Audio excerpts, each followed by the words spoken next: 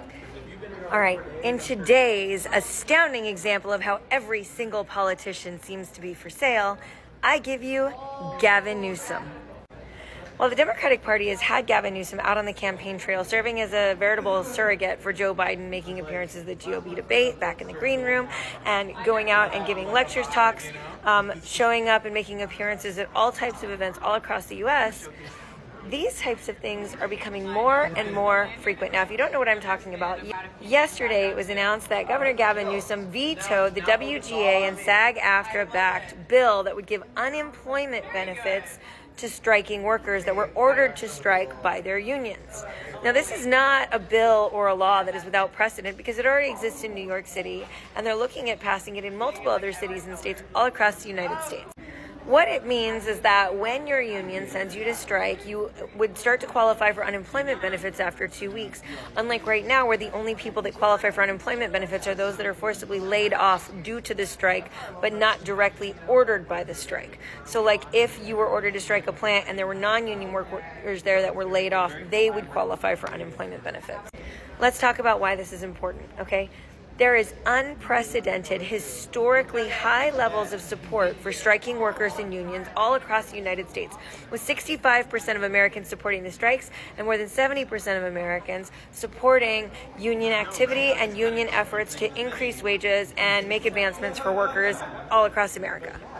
Now, members of Gavin Newsom's own party in California came out and raged against his veto of this bill, saying things like, "This veto tips the scales further in favor of corporations and CEOs and punishes workers who exercise their fundamental right to strike at a time when public support of unions and strikes are at an all-time high. This veto is out of step with American values."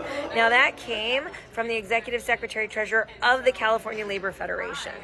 So what does it mean? Well, let's talk about it, okay? First of all, Gavin Newsom has said he supports unions. He said he supports striking workers. He's saying that he's not going to support this because it would make a budgetary shortfall when California has never had a problem with creating budgetary shortfalls before. But let's talk about what it really means. What it really means is that the industries that are most vulnerable to strikes, like the hospitality industry, like the food services industry, like the rail industry, like the SAG-AFTRA and the actors unions, the broadcasters union, there are tons of, and IATSE, certainly IATSE, all of these industries that California relies on for all of their revenues and their GDP are at risk of striking. And because striking and support for striking is increasing in the United States, all of these companies are coming out staunchly opposed to anything that makes it easier for employees to survive a strike and actually create demand to push corporations to start paying fairly and providing good benefits. And if you're wondering why he chose to issue that veto yesterday, look no further than the fact that yesterday everybody thought the government was going to shut down and all news cameras were pointed at Washington, not pointed at California. And he thought nobody would notice that he had taken the single most significant and deliberate act in not supporting union workers in the entire United States recently. Aside from that Tim Scott thing, which I also thought was horrific. So why did Newsom strike the strikers deal with his veto? Well, the answer is donations. All of those corporations that are at risk of being subjected to striking in the coming year went to Gavin Newsom, laid it down for him and said, "Buddy, if you want our donations, this bill's going to go away." And you know what? This isn't the first time. In fact, if you look back about 30 videos in my channel, you'll see I was walking around in a white dress with blue flowers and I said, Gavin Newsom as recently as this year did the exact same thing on another bill that had equally high support. Okay, last year with HB 1247, we had a bill that was designed to make billionaires and private equity firms that acquire brands disclose their kickbacks they were getting and forcing onto consumers and small business owners. And all they had to do was disclose where they were getting the money and what it was for, so that you could see that they were screwing their own brand owners and their own small businesses. This was a one-and-done bill. It meant that only one state in the United States had to pass it for it to benefit everybody.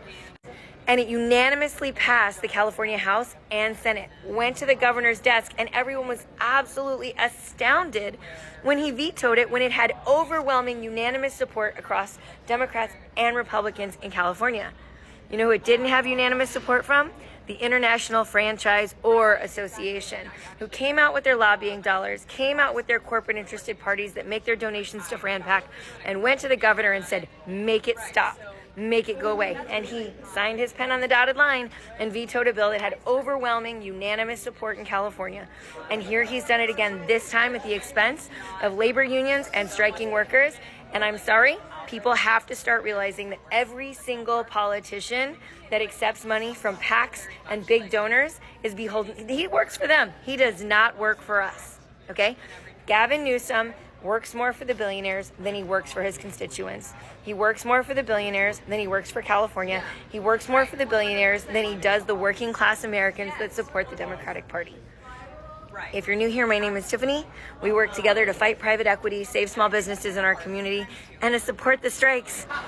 If you're up for it, if you want to join us, feel free to like, comment, follow, repost, share, because it's going to take every single one of us, and we are so glad you're here.